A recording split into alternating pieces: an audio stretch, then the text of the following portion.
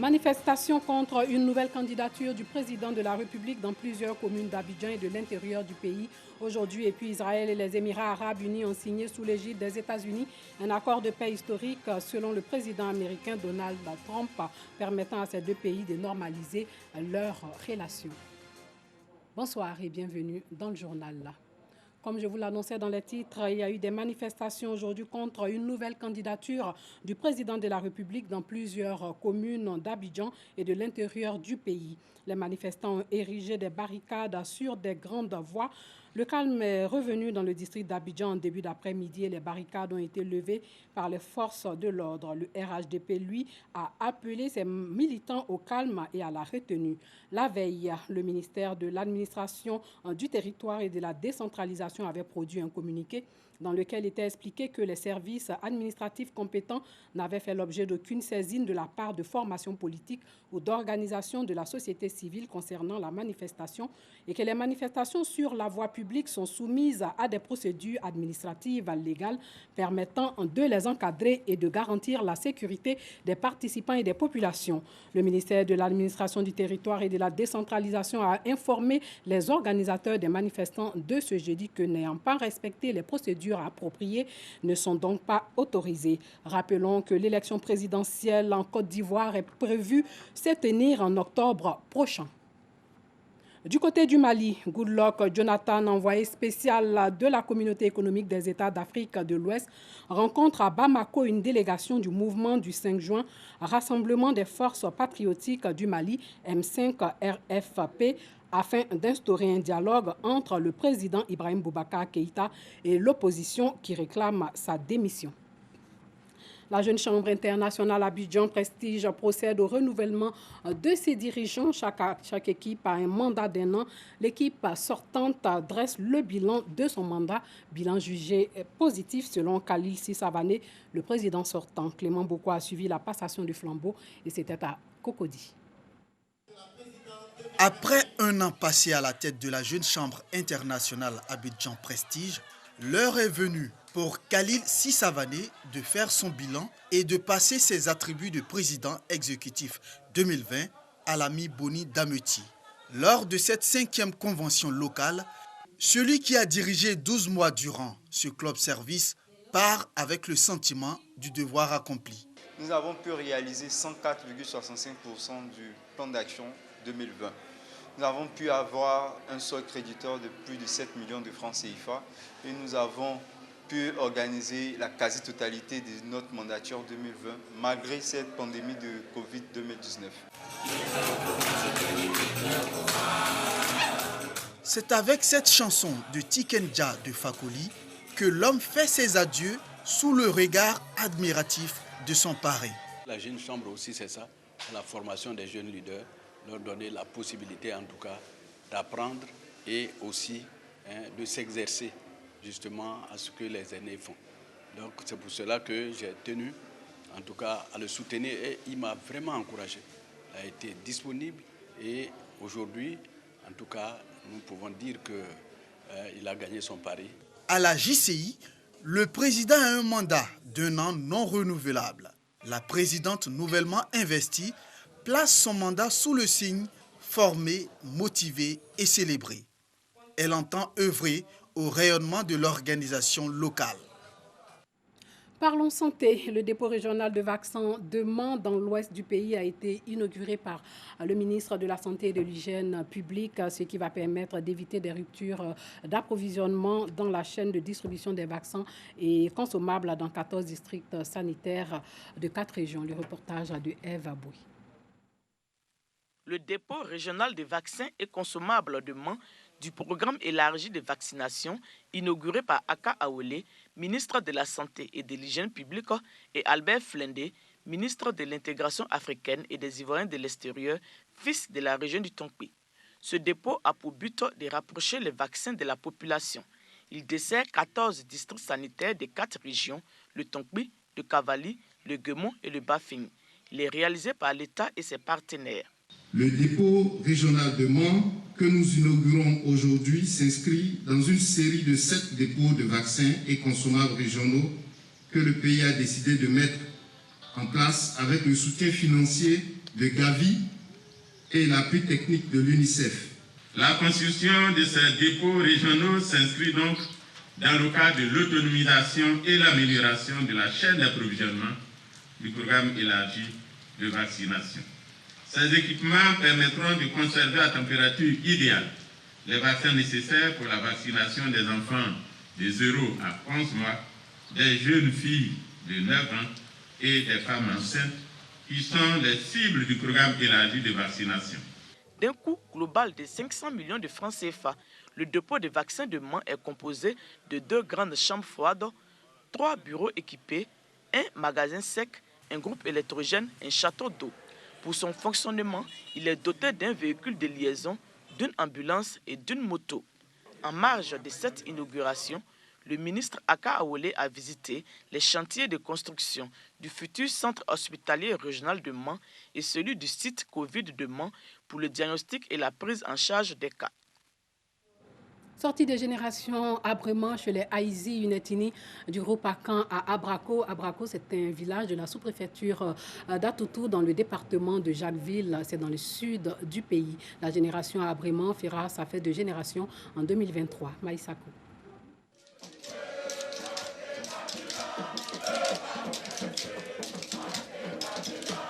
Nous sommes à la sortie de la génération Abriment, marquée par des chants et danses traditionnelles. Pour les organisateurs, il est important que la jeunesse s'attache aux valeurs ancestrales, des valeurs qui caractérisent leur vie. Selon eux, cette fête est aussi l'occasion de parler développement du village, cohésion sociale et paix. Votre présence massive est le signe du soutien que vous apportez à nos enfants qui ont décidé de s'organiser, non seulement pour préparer et de participer à la prise du pouvoir de leurs pères et mères en 2023, mais également pour relever les défis du développement de ce village. Je vous exprime toute ma reconnaissance. Chers fidèles, par cet acte, vous lancez un signal fort à vos aînés et également aux plus jeunes que vous, pour leur signifier que l'avenir de ce village s'annonce des plus radieux parce qu'une génération de jeunes éprise de paix et de concorde s'apprête à prendre et à assurer avec succès la relève. La génération Abrima est la 7e génération après celle d'Mbédié, Mborma, Nigbessi, Bodjr, Sété et Ndjourma. Un planting d'arbres par les autorités administratives coutumières et les populations, ainsi qu'une course de pirogues ont marqué la fin de la cérémonie de la génération Abrima dans le village d'Abrako. Un mot de religion, cérémonie de clôture du 2e congrès ordinaire du Conseil supérieur Haloul Baït à Grand Bassam. Au cœur de cette rencontre, la paix pour des élections apaisées dans le pays. Par Gassorokoni. La communauté Haloul Baït à l'épreuve des défis du développement. C'est le thème développé au cours de la cérémonie de clôture de son 2e congrès ordinaire. Congrès meublé par le bilan du bureau sortant du Conseil supérieur Haloul Baït de Côte d'Ivoire, COSAPSI, avec à sa tête Cheikh Sangaré Abara, reconduit pour un mandat de 5 ans. Également au cœur de cette rencontre islamique, la paix et la cohésion, mais surtout des prières et des bénédictions pour une élection apaisée en octobre 2020. C'est la ville de Grand Bassam qui a servi de cadre pour ce congrès ordinaire. Nous avons mis des projets sur place. Cela va réellement apporter vraiment une pierre aussi solide à l'édifice national qui est cette cohésion qui est tant recherchée et la quiétude et la paix du cœur que nous voulons tous pour la nation ivoirienne. Nous remercions le bon Dieu qui nous a permis d'organiser ce congrès dans la paix, dans la convivialité et nous avons atteint nos objectifs. Fasse Dieu que ce pays soit toujours béni, les dirigeants de ce pays, les enfants de ce pays soient tous dans la paix. Participants, présidents du comité d'organisation, guides, prédicateurs et parrains, tous ont salué les messages de paix et de cohésion véhiculés à cette occasion. Si nous sommes sincères, nous pouvons aller en avance. Nous pouvons faire telle sorte que notre communauté sera parmi les meilleures, parmi les communautés. Ils se disent prêts à accompagner le gouvernement dans la quête inlassable de la paix pour une Côte d'Ivoire unie et développée. Louanges, invocations, prières et bénédictions pour la stabilité et la concorde ont également marqué cette cérémonie de clôture. La communauté catholique Notre-Dame du Salut n'a pas pu effectuer cette année le pèlerinage annuel à Lourdes du fait de la maladie à coronavirus. En retraite au petit séminaire de Bingéville, c'est en direct sur la chaîne catholique que les membres de l'association Notre-Dame du Salut ont assisté à la messe d'ouverture du 147e pèlerinage à Lourdes et c'était aujourd'hui. En direct, ils ont assisté à la messe d'ouverture du 147e pèlerinage à Lourdes, retransmise en direct sur la chaîne catholique. Dans leur retraite au petit séminaire de Bingéville, les membres de l'association Notre-Dame du Salut ont marqué ce moment. Ils se sont mis dans les dispositions spirituelles comme s'ils y étaient. Physiquement absents des sanctuaires de Lourdes à cause de la pandémie du coronavirus, ces habitués des sanctuaires de Lourdes ont été édifiés par l'évangile du jour tiré du livre de Saint Matthieu, invitant le chrétien à accueillir et à vivre de la miséricorde de Dieu. La Vierge Marie, dès sa conception, elle est immaculée, elle est sans tache, elle est sans péché. Bon, elle a été choisie par Dieu pour pouvoir faire son œuvre ici-bas. Par elle va naître le Verbe, Jésus-Christ. Par elle, Dieu se fera présent en notre monde. Dieu va s'incarner en notre monde par elle. Et donc, c'est en même temps, le disant ainsi, je suis l'Immaculée Conception, elle se donne aussi totalement à l'œuvre de Dieu, pour que l'œuvre de Dieu se réalise. Sous la direction du Père Simon-Pierre Koné, les membres de l'association Notre-Dame du Salut sont entrés dans une démarche spirituelle à l'imitation de Bernadette à Lourdes, où la Vierge leur a paru, l'invitant à la conversion.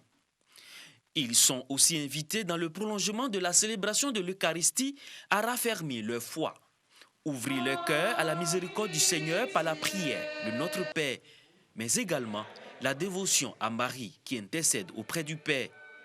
À compter de ce jeudi jusqu'au samedi 15 août, jour de la célébration de l'Assomption, ces chrétiens vont opérer un cœur à cœur avec Marie dans l'esprit du pèlerinage à Lourdes. Ici à Bingéville, au centre d'accueil qui nous reçoit, nous avons également pratiqué ce signe en ayant avec nous des pierres que chacun détient dans sa paume.